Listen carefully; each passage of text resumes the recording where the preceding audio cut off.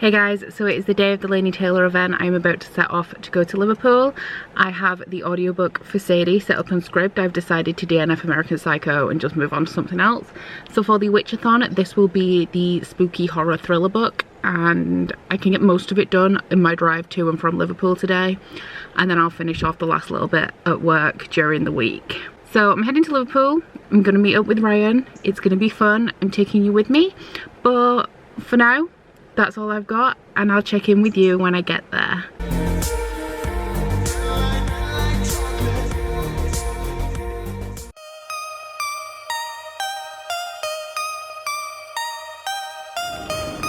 There you are.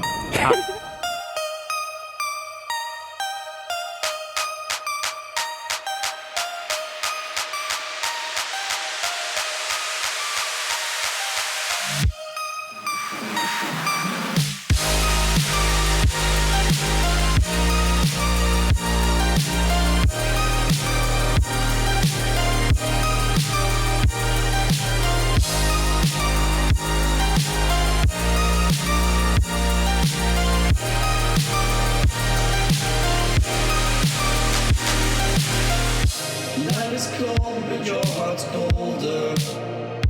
I will wait for you. Well, I think to answer that, some of you guys will already know that that I set out to write one book. When I finished the Daughter of Smoke and Bone trilogy and was thinking of what I wanted to write next, my one brief for myself was to write a standalone. I was exhausted from writing a trilogy, and it was really hard. Hey guys, so it's now 8 p.m. and I'm about to head home. I have another 3-hour drive ahead of me, and I'm going to continue listening to Sadie. I think I have 4 hours left, although sometimes if it's like 3 hours 15 minutes it does bump it up to 4. But I am really enjoying it. I had a great time at Laini Taylor. And yeah, I'll be happy when I'm home and in bed. I will catch up with you guys tomorrow and let you know a little bit more about how I'm enjoying Sadie, so definitely an update on that. Hey guys, so it's Tuesday. I didn't really give you any sort of information on Sadie. I was just like, I'm listening to Sadie. So I did finish Sadie this morning on my way to work, and Sadie is the book by Courtney, is it Courtney Summers or Courtney Stevens? It's one of those. And it is about a girl called Sadie whose sister is brutally murdered, and she knows who the killer is, so she's on a mission to hunt him down. At the same time as this, there is a guy who has been called in who runs a missing girls podcast, and he is looking for Sadie, who has gone missing on this, not an adventure, on this mission. And that whole section is told in podcast form, which is really, really interesting. The Sadie portions are just kind of like narrated by her like a normal contemporary. I gave it 4 stars in the end. Like Night Film, it has a speculative ending. You're not told what happens, essentially. You have to make your own mind up, which sucks. It sucks. I watched a book tag from Maddie from Book Pusher earlier, and she said that when she finished it, it's kind of like, well, why did I read it if it's not going to tell you anything? And I get that. Like, I do feel that. Because if there's a mystery and the mystery like doesn't come to an end, then what's the point, if you know what I mean. But I did really enjoy it, and I would recommend the audiobook because the podcast versions are awesome. It's also a full cast, the sound effects and everything, and I just generally really enjoyed it. So the reason that I picked up Sadie is because everyone's been saying it's really good. I needed an audiobook for my 7-hour drive to Liverpool. Well, 7 there and back. And I said in last week's vlog that I would give American Psycho a little bit of time, and that I wasn't sure whether I was going to DNF it. So I just didn't want to listen to it for 7 hours, because after 7 hours I would still have had 2.5 hours left, and it was just a bit much. So I have DNF'd that. I won't be continuing. I feel like I have that feeling like, but you've got to continue, you don't know how it ends. But at the same time, I need to just say no. It's not a pleasant book to read. Like I said last week, it's a good book, but it's not pleasant, and I just want to be reading things that I'm enjoying the process of reading them, and also the stories make me happy or engage me in some kind of way. So I was supposed to be filming my wrap-up tomorrow, but I got home from work today at like 4 p.m. and it's very dark now. The clock's changed, so we're back into GMT time and it is dark. So sadly my wrap up will be a little bit late, only like 3 days. It's not a big deal, and I already have a pre-filmed video that I can move forward to tomorrow. Not tomorrow, Thursday. You know what I mean. But today I did start another audiobook because I had 20 minutes more audiobook time on the way home from work, and I was in a really good audiobook mood because Sadie was really good.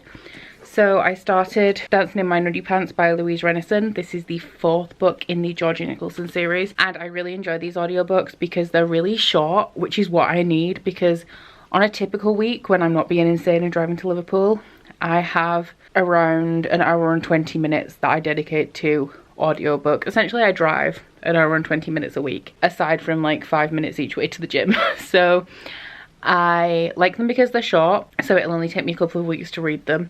And also they are narrated by the author Louise Renison, and she is so funny.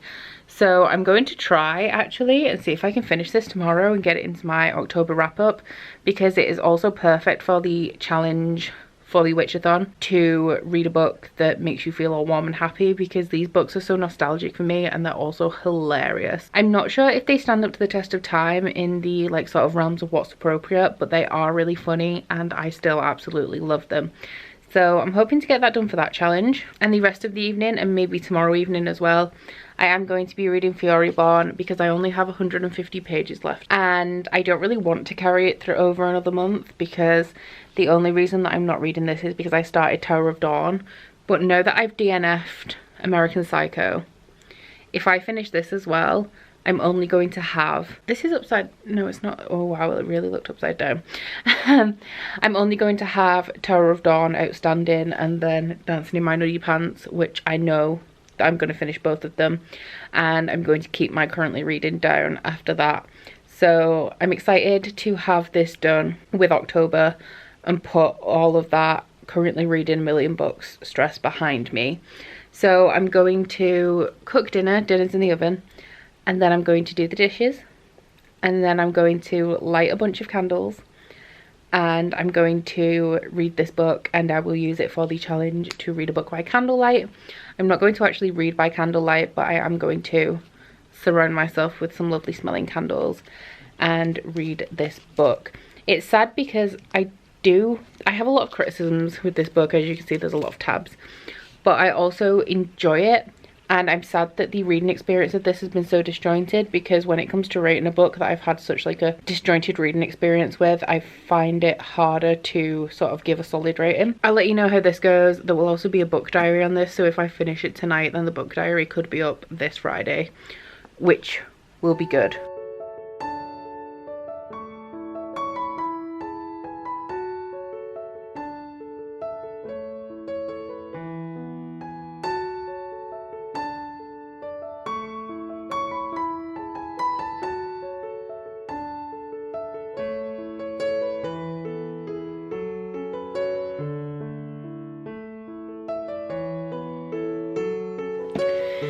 Hey guys, it's now Thursday, and last night I managed to finish Furyborn by Claire Legrand.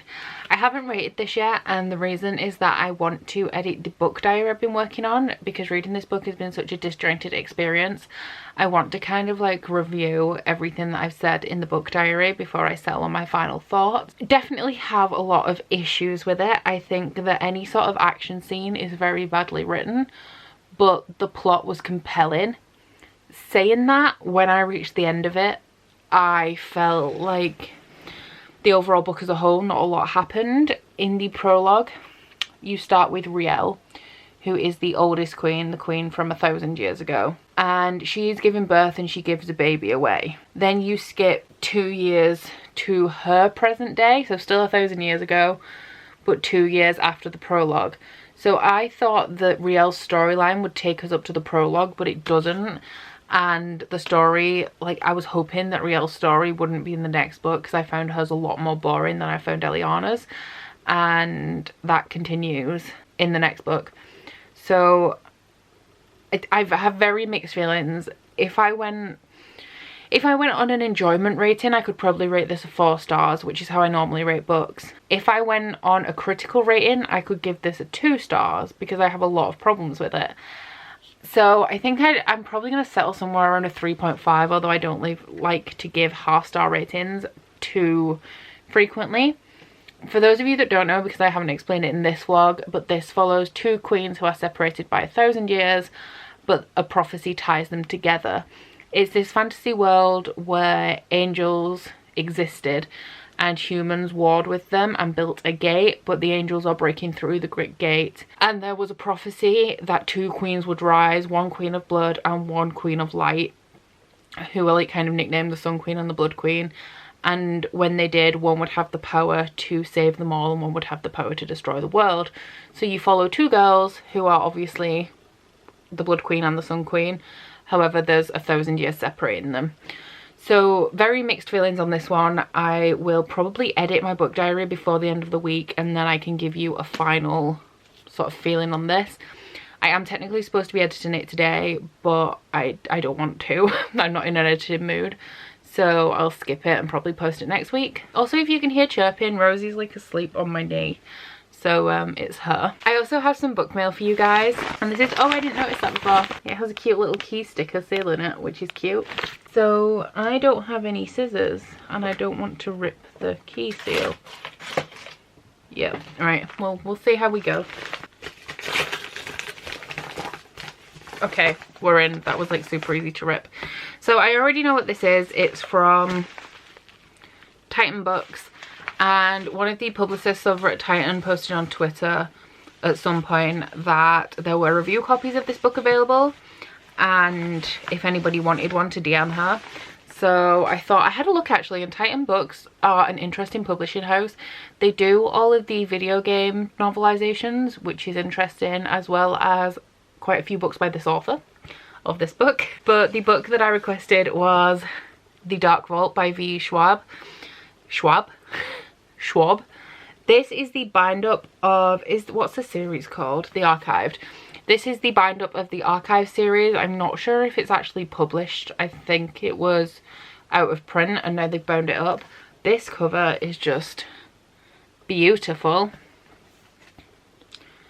It also has a bonus short story apparently. Oh wow, it's like 700 pages in this book. I did not know it was this long when I requested it. So I don't really know what this one's about. Okay, so this is a place where bodies are put in a library. It says the dead are called histories and the vast realm in which they rest is the archive. Mackenzie Bishop's grandfather first brought her here 4 years ago when she was 12 years old, frightened but determined to prove herself. Now her grandfather is dead and Mac has grown into what he once was, a ruthless keeper, tasked with stopping often violent histories from waking up and getting out. Because of her job, she lies to the people she loves and she knows fear for what it is, a useful tool for staying alive. So I'm super interested in reading this. The reason that I requested it is because I read the Darker Shades of Magic, the Shades of Magic series. I read the first two books the year the second book was released, so is that 2016? And I did enjoy them. I gave them either 3 or 4 stars, but I didn't get the hype. And so when A Conjuring of Light came out, I wasn't super eager to get my hands on it, and so I'd never finished the series. But I do want to give V. Schwab another try. Of all of the books, of all of the popular books she's written, the Shades of Magic series is the one with the premise that least interests me. So I'm really interested in the Monsters of Verity and the Villain series. And I do own the Monsters of Verity series. However, this book is released on November 13th or something around that day. It'll probably tell me in the press release. I thought that if I requested this, then it would push me to read it soon than the Monsters of Verity, because I kind of have a deadline for it. So I think what I'm going to do, because there's 2 books in here. Are they like actually split? I hope so. Yeah, they are. That's not bad. Okay. So the first book is 329 pages. So what I may do is that I may read Tower of Dawn, or finish Tower of Dawn, and then read the first half of this. And then read another book and then read the second half.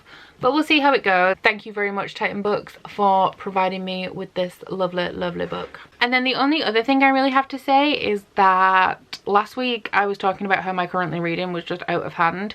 Now that I have DNF'd American Psycho, I finished Furyborn, I finished Sea Witch, and DNF'd my reread of Strange the Dreamer, I am now free. I'm free of those obligations of all the books that I started and didn't finish. So the only ones I have ongoing is the Louise Renison book, which I started on Tuesday, and Tower of Dawn. The Louise Renison books are kind of like my comfort blanket, and I've decided instead of prioritizing them and trying to read them as fast as possible and being like, oh, I'm currently reading this so I should like speed it up, I'm just gonna have it as my audiobook. And whenever I want to listen to an audiobook, it's there because they're just so comforting to listen to. They're my childhood. There's one of the books is called Startled by His Fairy Shorts, and I loved these so much when I was a kid that my mum sort of knew what I was reading, and that the joke of that title has carried like through my entire life. Like, she used to say if one of the cats walked towards like Rosie and she like jumped up and walked away, she'd be like, oh, she was startled by his fairy shorts. So they're just a real comforting book for me, and I think that having them continuously ongoing is going to sort of help me cheer me up a bit, you know, that kind of thing. So I'm in no rush to finish that. Like, that's no pressure, that just exists, and I've read them all before apart from the last one, so it's not like a huge deal. And then Tower of Dawn obviously is my priority read, so all of that stuff from last week is now cleared up, and that makes me happy. So this evening I may not even do any reading, which would be weird, but you know, I said I was trying to relieve all pressure. I haven't watched The Walking Dead this week yet, so I'm going to watch that. It's Riverdale Day, so I'm going to watch that. My gels are peeling off, so I'm gonna repair, well, I'm gonna replace them. I won't repair them because that would be pointless.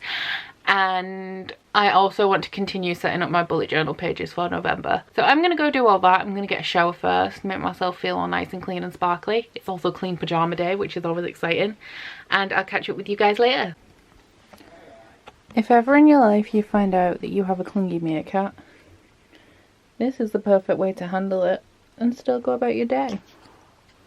She's just asleep in here, and she's snug, and she loves it. So I just wanted to introduce you to my reading poncho because I haven't shown it on my channel before. It's this beautiful yellow poncho. My mum actually bought it for me from a charity shop, and I love it. I hated it when she bought it. I was like, why have you bought me that? But it's so handy because it's made out of like a material like a blanket, even though it has like a label in it, so it's an actual like item of clothing, but it looks like it's been handmade from a blanket.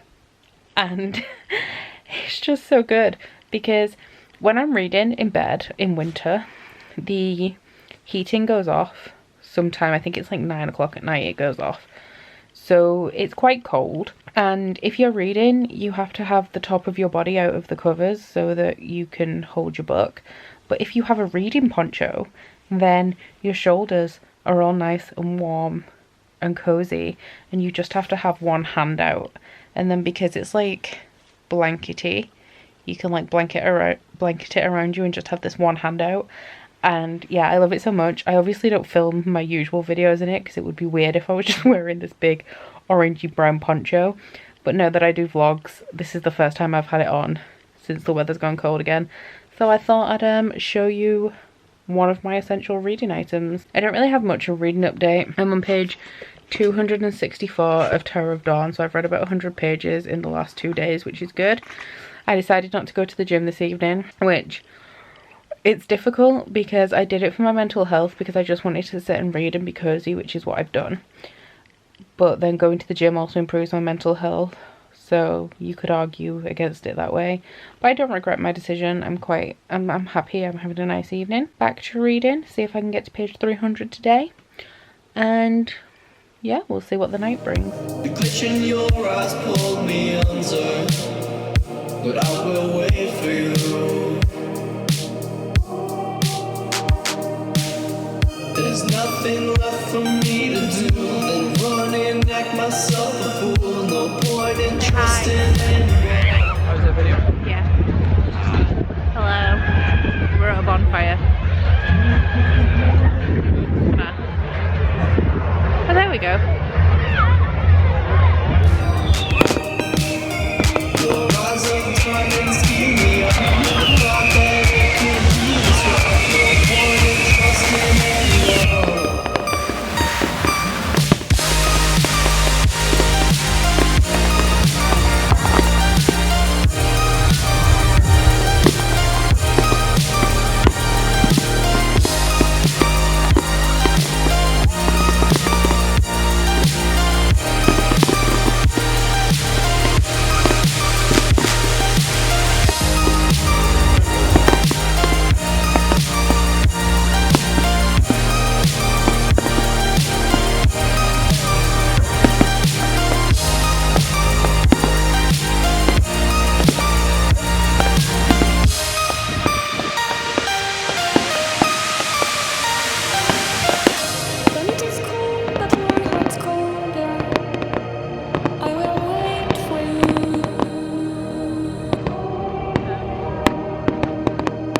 watching your rose bloom meander, but I will wait for you.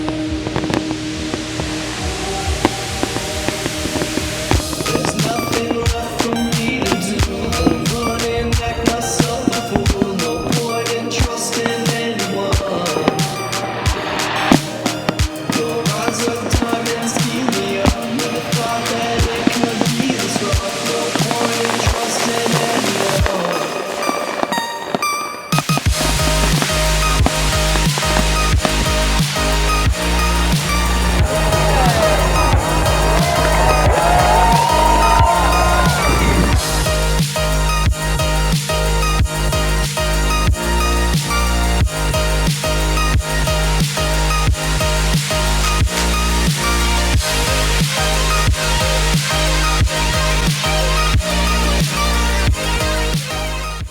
Lumos. That's what you should have said. Luma. Expecto. Mine's gone out. Patronum. Lumos.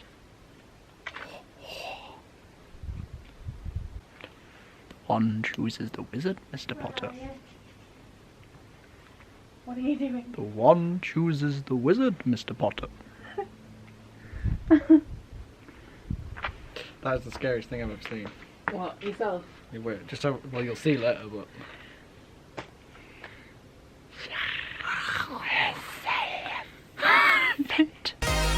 Ooh.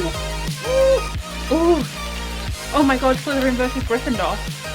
Oh yeah. Is this it?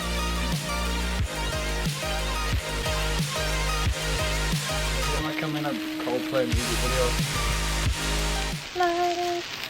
Light it. that's no patrol. Oh. Same thing.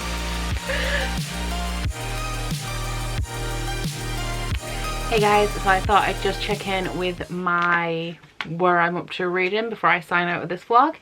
And I'm still currently reading Tower of Dawn, but I'm up to page 480, which means that so far this weekend, since like Friday night, I've read 280 pages, which is extremely good for me for a weekend, because I normally get the most of my reading done on weekdays, and then weekends I'm just like really busy, like filming, editing, candle making and stuff like that. So I'm so happy with the progress I've made in this. I'm definitely going to try and get to page 500 before the end of the night, and then I'll only have like 160 pages left, which I'm amazed that I'm managing to get through this so quickly. I'm really enjoying it. It's definitely picked up. It's definitely a page turner, and I'm just excited to see what happens at the end of this one. Kingdom of Ash is now on its way to me. Najwa has received it and she has posted it on. I may receive it towards the end of next week, in which case I don't think my emotions are ready for it, but at least it's on its way to me and I'm super excited for that. So I think I've had a pretty good week reading wise this week. Finished 2 books. I've made it most of the way through Tower of Dawn, and I think I might be getting my reading mojo back. So let's hope it continues. But I'm gonna go now. I'll see you guys next week. I hope you have enjoyed this vlog, and yeah, I'm gonna go. Bye. Oh, you bite your friend like chocolate. You say you will go where nobody knows, with guns hidden under our petticoats. We're never gonna quit it, no, we're never gonna quit it, no.